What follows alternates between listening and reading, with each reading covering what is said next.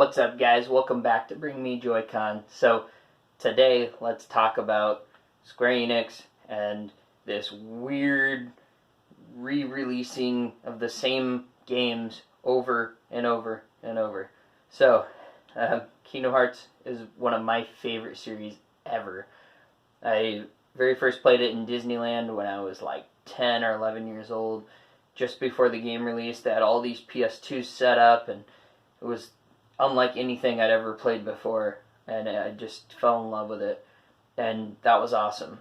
And then they had a couple of DS games, Game Boy games, and then Kingdom Hearts 2 finally came out, and that game, still to this day, is hands down my favorite Kingdom Hearts game ever, and it's just amazing. And I love that they have put out so many so many iterations of this, like they ported the PSP game and the 3DS game over to the PS4 in this collection, and that was cool.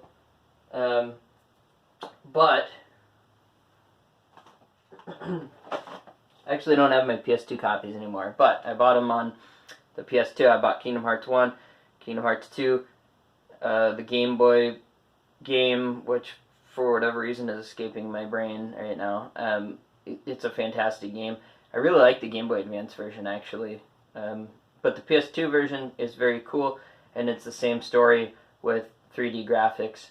So it's basically like a remake of the Game Boy game onto the PS2. And I bought that when it released too. Then PS3, they finally put it out, and of course I gave them my money again because I'm a huge fan.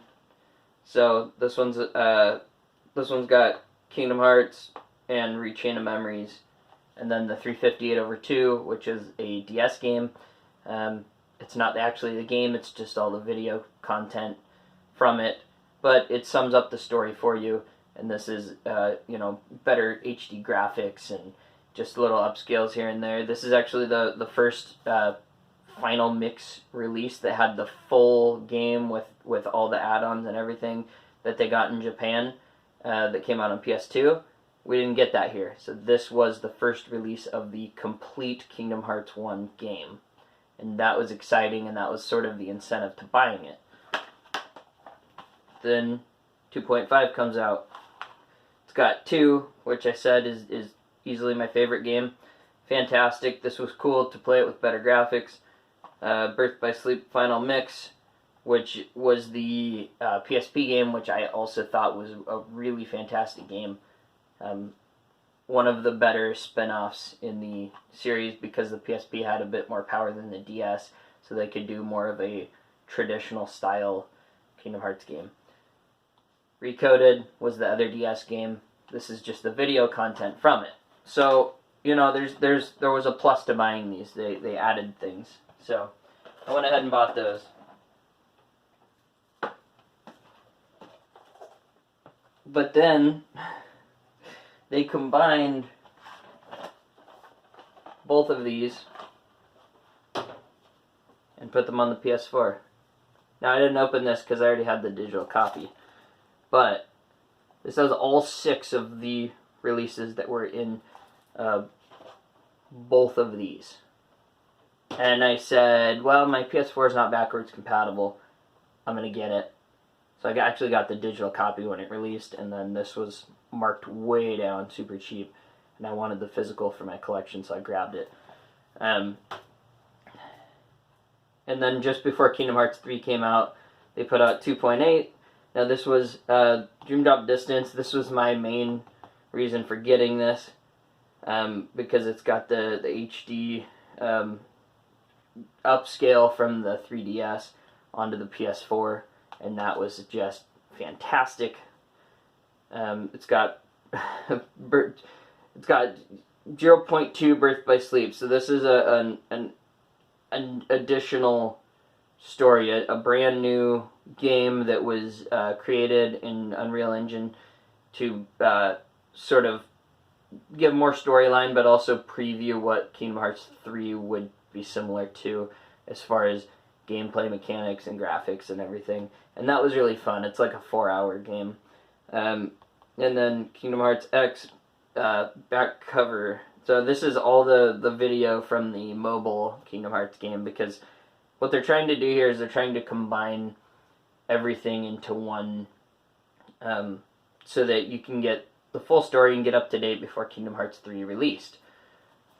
So, like, I probably didn't need to necessarily buy this again, because this was like the third time I purchased these exact same games.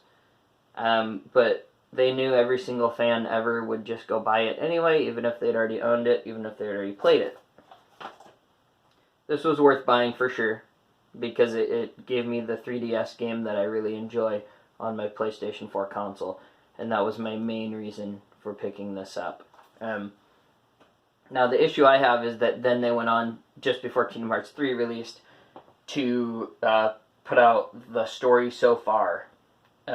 This was a one came in one case, but it was essentially this all together in one case, and it was like $50 or something, which is a good price, but like every fan went and bought it again to have it in their collection, and it sort of just felt to me like a money grab, because why, if most of your fans had already bought these two, I get it's an all-in-one package, but it just doesn't make any sense. I don't see any other companies re-releasing over and over and over the exact same games for 15 years.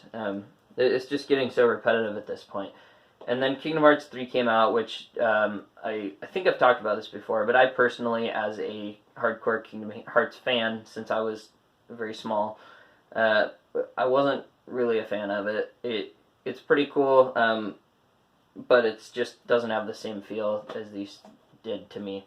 So, and that's fine. I don't have to like it. That's cool. But then they went ahead and announced DLC that would make it feel more like these games, because it added Final Fantasy characters back in, and the organization and all that stuff that I felt was missing. And so now, after they've announced that DLC, they're releasing Kingdom Hearts Complete Edition. I believe it's called Complete Edition. They just announced it, and it's these plus Kingdom Hearts 3, all of it. It's the whole everything for PS4. But it's like you're selling the same things, and you know that people that have already bought these games 12 times are gonna go spend money on them again. It just feels weird. Work on, I don't know, put more effort into Final Fantasy VII. We're all super stoked for that. Like, why are we buying these same games 100 times? And the biggest issue I have is that it's called the Complete, but it's missing the new DLC, the Remind DLC, that's going to add the Final Fantasy and organization characters back in and give more of that storyline. It's actually missing that. So it's complete, but you're missing the one DLC, and then probably some future DLCs for Kingdom Hearts 3. I don't know. Are they gonna, when that stuff comes out after everybody's bought in the Complete, are they gonna release a super mega Complete and sell us all this stuff again? I don't know. I mean, I've been a Square fan forever.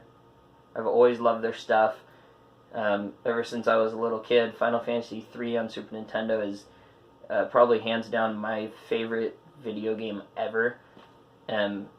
So I love so much of what they do, but we gotta stop this madness of re-release. If you want to re-release it, put it on the Switch. You just recently put it to the Xbox, so put it over the Switch. That'd be great.